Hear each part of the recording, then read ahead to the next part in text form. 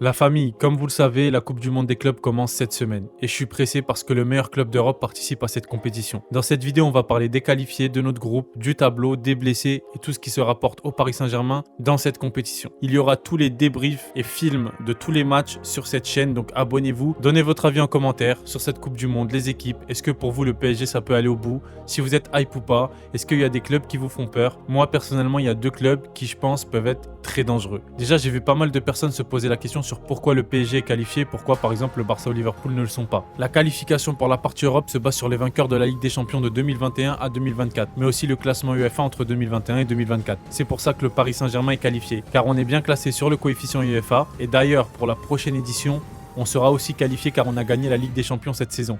Et les qualifs se feront à partir des statistiques de 2025. Dans notre groupe, comme club européen, on a les poteaux de la RATP, l'Atlético, on a les vainqueurs de la Copa Libertadores 2024, donc Botafogo, et un club américain local, Seattle, vainqueur de la Champions Cup 2022. Notre premier match, c'est dimanche contre l'Atlético. On les avait joués en phase de poule de la Ligue des Champions cette saison, on avait perdu 2-1. Après, le score, il reflète pas la réalité du match. C'était à l'époque où on avait un manque d'efficacité. On se prend un but à la dernière minute avec un Donnarumma qui, tellement il n'était pas sollicité, avait la main toute molle sur la frappe de Correa. Bref, avec du recul, on peut en rigoler maintenant puisqu'au final, on a gagné la Ligue des Champions. Mais du coup, on avait totalement dominé le match avec 22 frappes à 4, 72% de possession. Vous connaissez l'Atlético, c'est pas un bus qui pose, c'est un wagon SNCF. On a l'habitude et ce sera pas une surprise. Là où on a progressé depuis ce match, c'est sur les contres des adversaires. On a un contre-pressing plus intense, plus organisé, plus performant qu'avant. On bloque mieux les sorties de balles adverses et c'est ce qui s'est passé en finale contre l'Inter. On les a étouffés, ils ne pouvaient pas organiser leur jeu. Même les longs ballons de Sommer étaient bloqués par le pressing intense de Dembélé par exemple. Donc il sera plus compliqué pour eux de nous avoir dans le dos et de nous prendre de vitesse sur les contres, contrairement au match qu'on a eu en phase de poule. Au niveau efficacité aussi, on a progressé, on va pas en reparler, mais le danger peut venir de partout avec nos latéraux, nos ailiers, milieux, attaquants, tout ce que vous voulez. Sur le papier, et je dis bien sur le papier, pour moi, on gagne ce match, il n'y a pas débat. Maintenant, c'est de la théorie, vous connaissez le foot, en 90 minutes, tout peut se passer.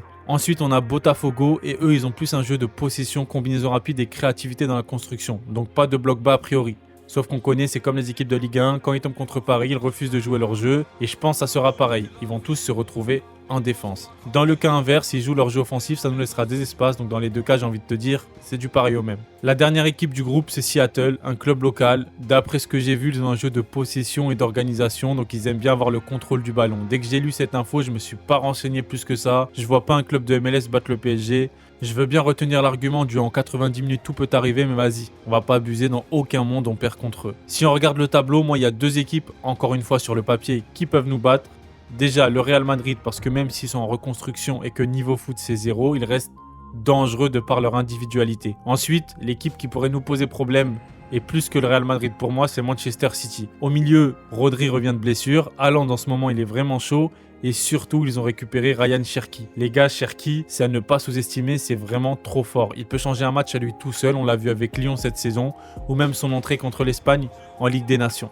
Vraiment pour moi c'est ces deux équipes qui sont dangereux, pour le reste je m'inquiète pas. Attention quand même aux surprises, on connaît dans ce genre de compétition, mais le Paris Saint-Germain maîtrise son sujet. Dites-moi en commentaire pour vous qui peut potentiellement vous faire peur pour les matchs du PSG. Dans le cas où on finit premier du groupe, on aura Chelsea et le Real Madrid de notre côté, sous réserve qu'ils finissent aussi premier. Et donc le Real Madrid c'est pour une possible demi-finale. Si on finit deuxième, alors on se retrouve de l'autre côté du tableau et il y a le Bayern et l'Inter, sous réserve aussi qu'ils finissent premier de leur groupe. Pour le premier tour, on tombera soit contre Porto, soit contre l'Inter Miami, selon qui sera premier de leur poule. Mais encore une fois, là je parle théoriquement parce que dans les compétitions comme ça, il y a toujours des surprises. Au niveau du rythme de jeu, pour les Parisiens, je déteste les trêves internationales, mais en vrai là, ça a permis de laisser les joueurs jouer et rester en jambes.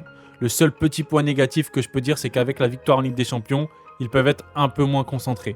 Mais là, j'ai confiance en Lucho et son staff pour le mental et la récupération physique. Et puis même cette équipe du Paris Saint-Germain en général, elle a la dalle, elle veut tout gagner, donc tranquille, je m'inquiète pas. En parlant de Ligue des Nations, je sais pas si vous avez vu le match de Nuno Mendes avec le Portugal contre l'Espagne en finale, et c'est une dinguerie. Lui aussi, il a énormément progressé défensivement parce que offensivement, on connaît ses atouts, mais défensivement, je sais pas si vous vous rappelez, mais il avait des manques de concentration. Des fois, il faisait des erreurs bêtes, il se faisait passer, et là, il a grave progressé. Et comment il a bloqué Lamine Yamal, c'est une dinguerie. Par contre, de l'autre côté, on a Dembélé blessé pour toute la phase de poule. Il y a encore 6 mois, on n'aurait pas niqué, mais rappelez-vous du match retour PSG-Arsenal, comment Doué, Barcola, Kvara qui était aligné en début de match, c'était super dangereux. Il y avait énormément d'occasions. Barcola avait commencé dans l'axe, ça permettait beaucoup avec Kvara et Doué, Et si Barcola avait de l'efficacité, il aurait mis au moins 2 buts contre Arsenal avant la rentrée de Dembélé. Et c'est aussi bien de récupérer Dembélé en cours de route en phase finale, puisque les 2 fois où il nous a rejoints, c'est-à-dire contre Manchester City ou contre Arsenal, le match a totalement changé. D'ailleurs, dans cette compétition, je ne l'ai pas dit, mais il n'y a pas de match aller-retour, c'est élimination directe. On rencontre chaque équipe qu'une seule fois. Voilà les gars, c'est tout pour cette première vidéo sur la Coupe du Monde des clubs. Donnez-moi en commentaire votre avis sur cette compétition, si vous êtes hype, etc. Il y aura tous les débriefs et films de tous les matchs sur cette chaîne, donc abonnez-vous, restez connectés, on s'attrape, ici c'est Paname. D'ailleurs, pour tous ceux qui n'auraient pas vu l'épisode précédent, je vous le mets juste après, qui résume le parcours du PSG en Ligue des Champions, du match contre Gérone jusqu'à la victoire finale de la saison 2024-2025. Bon visionnage. Je m'appelle Luis Enrique, mais ça, vous le savez déjà. Ça fait une saison que je suis au Paris Saint-Germain. J'ai dit et montré beaucoup de choses cette année. C'est une bonne saison dans l'ensemble. On a gagné la Ligue 1, la Coupe de France, mais on a perdu en demi-finale de Ligue des Champions. Pour moi, l'équipe a progressé. Et je suis certain qu'on sera encore plus fort l'année prochaine. La Ligue des Champions, bien sûr qu'on peut la gagner. J'ai confiance en mon effectif. Mais vous savez comment ça fonctionne. Peu importe ce que je dis ou ce que je fais, il y aura toujours des critiques. Certains me voient comme un entraîneur incompris, avec des idées étranges ou trop audacieuses. Mais moi, je sais ce que je veux. Je suis là pour marquer l'histoire du Paris Saint-Germain, et je ferai tout pour y arriver. Je m'appelle João Neves, je viens d'arriver. J'ai entendu dire que je fais partie d'un recrutement Europa League. C'est vrai que je n'ai encore rien prouvé. Mais j'aime déjà ce club, j'aime le PSG. Et je vais tout donner sur le terrain pour remporter cette première Ligue des Champions. Cela fait maintenant 14 ans que QSI est à la tête du PSG, avec un seul objectif en tête, remporter enfin cette fameuse Ligue des Champions. Depuis tout ce temps, ce sont des centaines de millions d'euros investis, des victoires, des défaites, des pleurs, des rires, des déceptions, des moments d'espoir et des échecs cruels.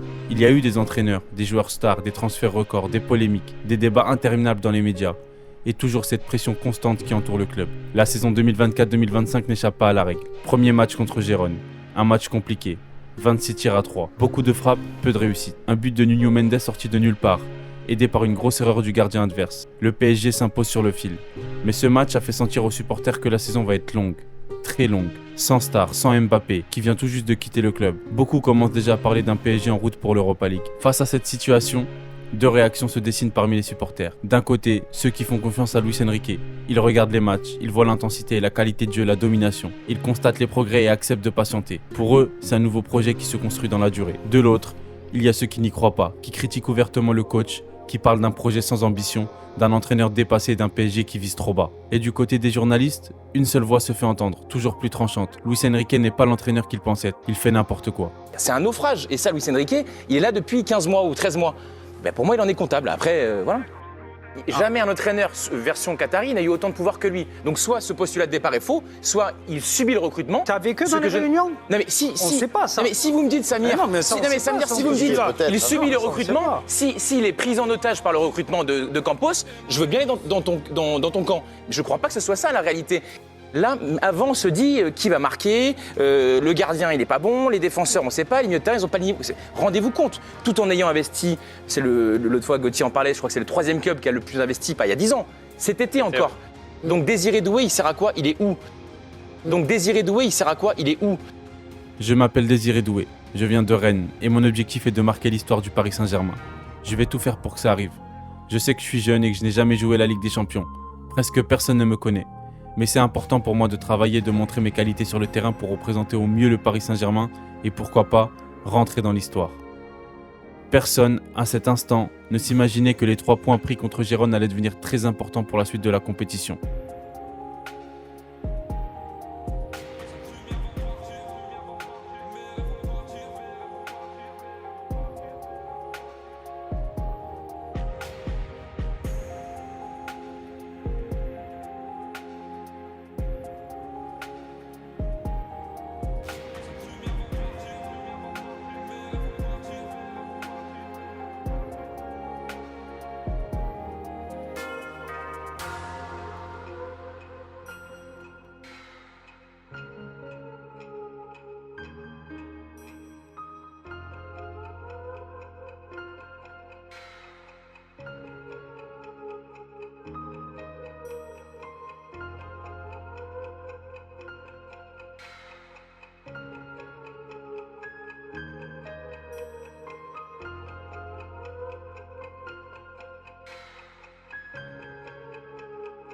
Jusqu'au jour où tout a changé. Mais pas parce que le PSG a eu un déclic. Comme l'a dit Luis Enrique, ce n'est pas un interrupteur qu'on éteint ou on allume, c'est juste de la confiance, de la volonté, des efforts collectifs et une efficacité retrouvée parce que le jeu, lui, n'a pas changé.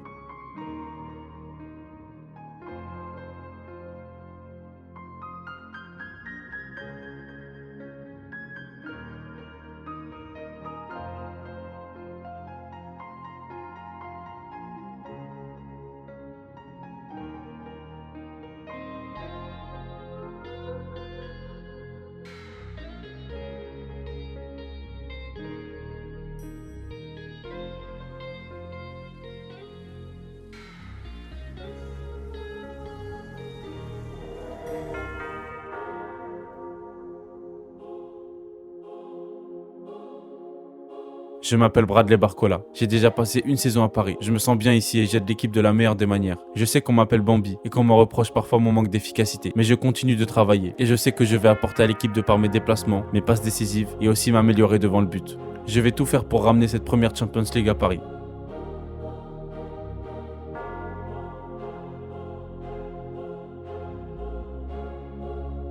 Après ce match contre Manchester City, tout s'est accéléré. Le Paris Saint-Germain tombe contre Brest, en barrage. Mais soyons honnêtes, ce n'est pas vraiment un match difficile. Marquer 7 buts contre Brest? Facile, évidemment. Aucun club du top 8 européen ne pourrait encaisser une telle humiliation, pas vrai? Aucun. Vraiment aucun.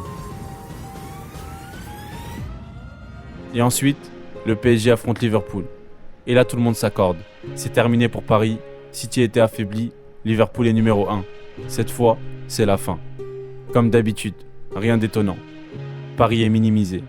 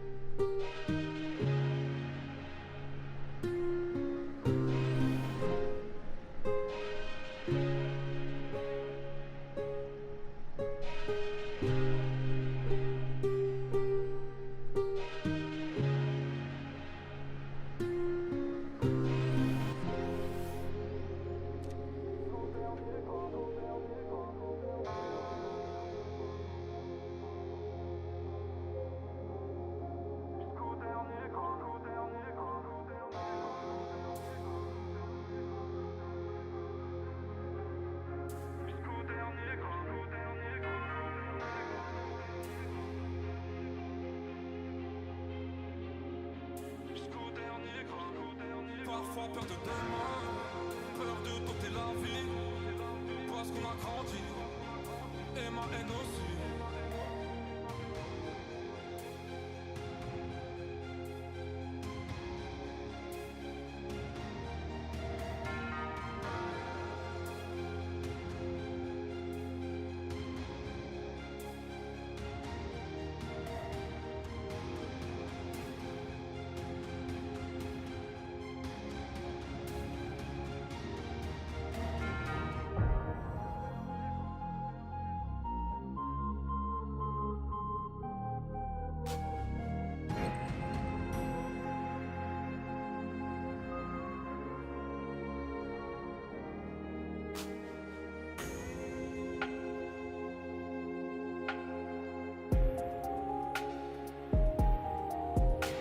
Je m'appelle Gianluigi Donnarumma. Je suis devenu gardien pro très jeune et j'ai sauté quelques étapes dans ma formation. Je sais que j'ai des lacunes dans mon jeu au pied et dans mes sorties aériennes. Je travaille avec le staff et j'aime Paris. Je vais tout faire pour être le grand gardien nécessaire pour gagner une grande compétition qu'est la Ligue des Champions, et spécialement pour les supporters, parce qu'ils le méritent. Le PSG élimine la plus grande équipe d'Europe. Et là, soudainement, tout le monde commence à se rapprocher du PSG, comme un enfant qui fait mine de bouder, mais dont les yeux brillent malgré lui. Le match contre Liverpool a braqué les projecteurs sur Paris, révélant non seulement la puissance de l'effectif, mais aussi toute la montée en lumière de talents comme Neves, Doué ou encore Barcola, aux yeux de l'Europe. Le monde entier a les yeux rivés sur le PSG.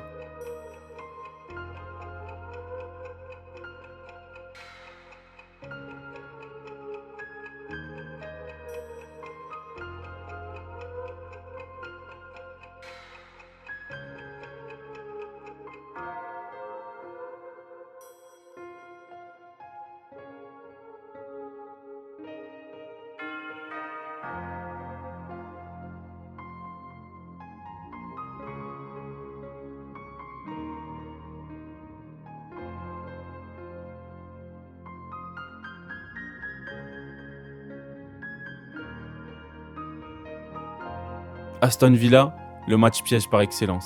Mais contrairement au début de saison, tout le monde retourne sa veste. Étrangement, une confiance collective naît autour de Luis Enrique. Des idées de génie? Peut-être. Des joueurs transformés? Sans aucun doute. Et pourtant, Enrique lui n'a rien changé. Fidèle à sa vision, il répète « Je n'ai rien modifié depuis le début ». Ils ont simplement amélioré leur efficacité devant le but. Alors pourquoi maintenant? Pourquoi seulement aujourd'hui me faites-vous confiance? Vous vous souvenez tous du quart de finale. À l'aller, trop facile. Au retour, encore un peu trop facile. Mais attention, ce PSG peut sombrer, mais ne coulera pas.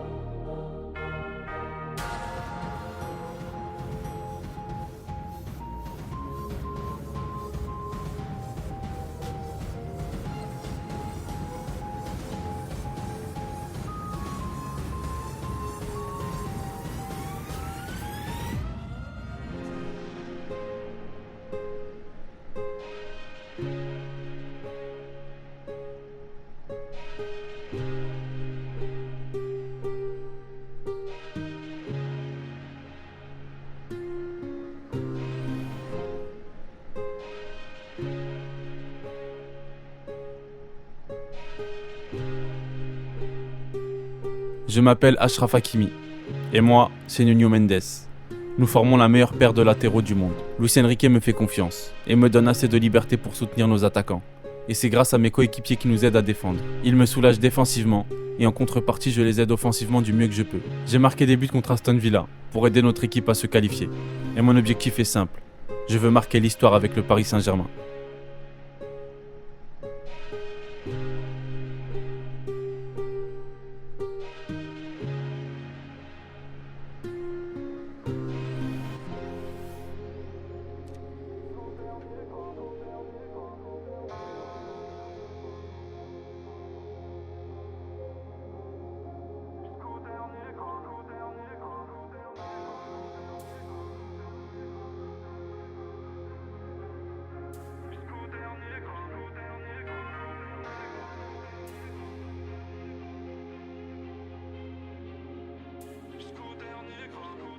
Parfois peur de demain, peur de tenter la vie, parce qu'on a grandi, et ma haine aussi.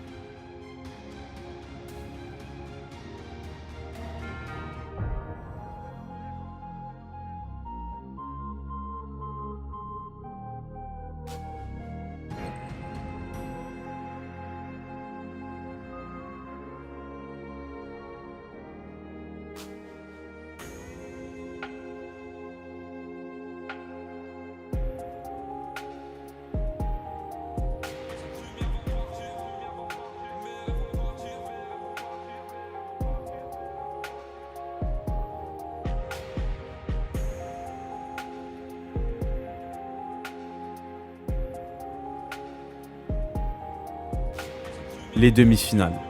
Arsenal-PSG. Une revanche pour le Paris Saint-Germain. Mais c'est presque trop facile. Un match aller sans encaisser de but à l'Emirates et 2 victoires sur les 2 confrontations.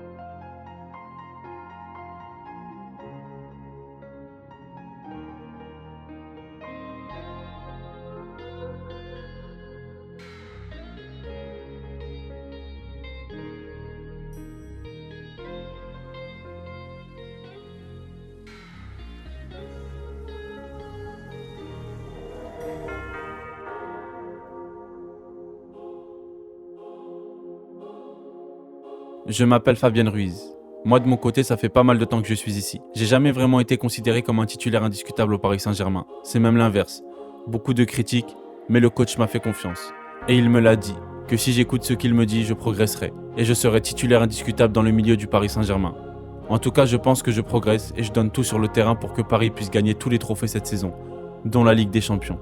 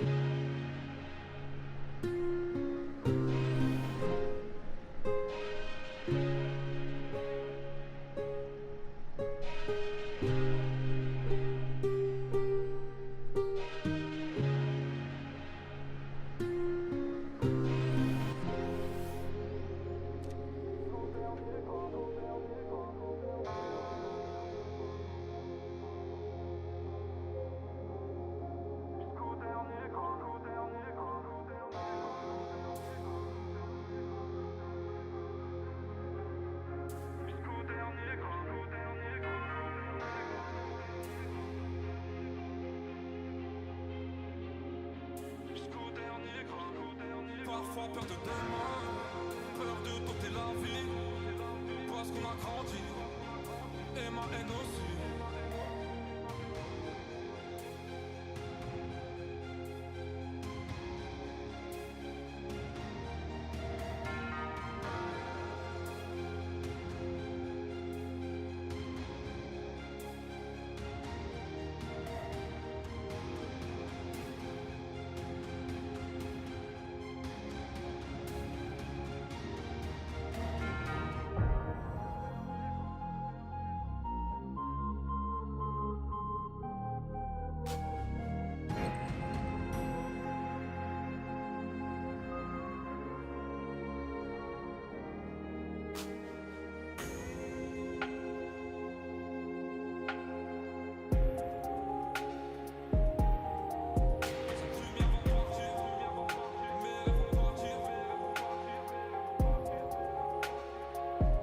Cette fois, l'Europe n'a pas les yeux rivés sur le PSG. L'Europe craint le PSG. Oui, parce que Paris est en finale de la Ligue des Champions. Et cette finale sera contre l'Inter, un club qui s'est retrouvé en finale 2 fois en 3 ans. Le Paris Saint-Germain est souvent dans le dernier carré et est sans aucun doute un grand d'Europe. Il ne reste plus qu'à le confirmer. Beaucoup pensent que le parcours du PSG va s'arrêter là, car l'Inter a mis 7 buts au Grand Barça. Un Barça avec beaucoup de lacunes défensives. Sauf que le PSG est complet, que ce soit en défense, le gardien, au milieu ou en attaque. Et surtout le coach, il n'y a rien à dire. Et le résultat est sans appel. 5-0, et cette fois ce n'est pas contre Brest. Et non, l'Inter n'était pas faible, juste étouffé par la possession, le pressing et le contre-pressing du Paris Saint-Germain. Finalement, il aura fallu attendre 55 ans pour que le Paris Saint-Germain remporte ce trophée.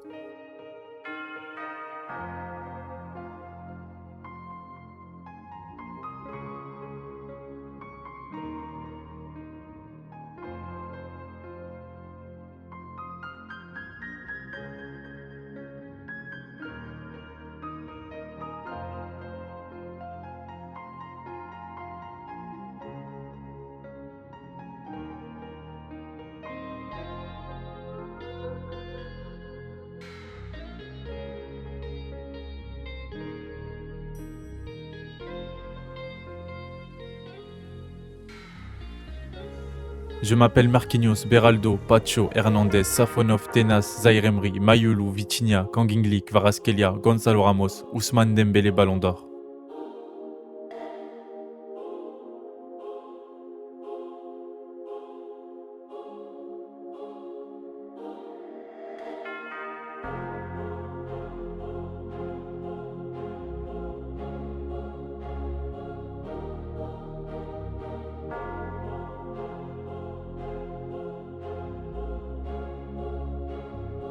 Je m'appelle Paris Saint-Germain et j'ai gagné la Ligue des Champions.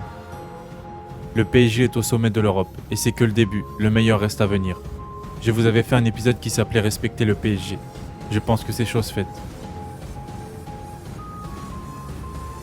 On peut fermer maintenant la série de la Ligue des Champions 2024-2025. Place maintenant à la Coupe du Monde des clubs.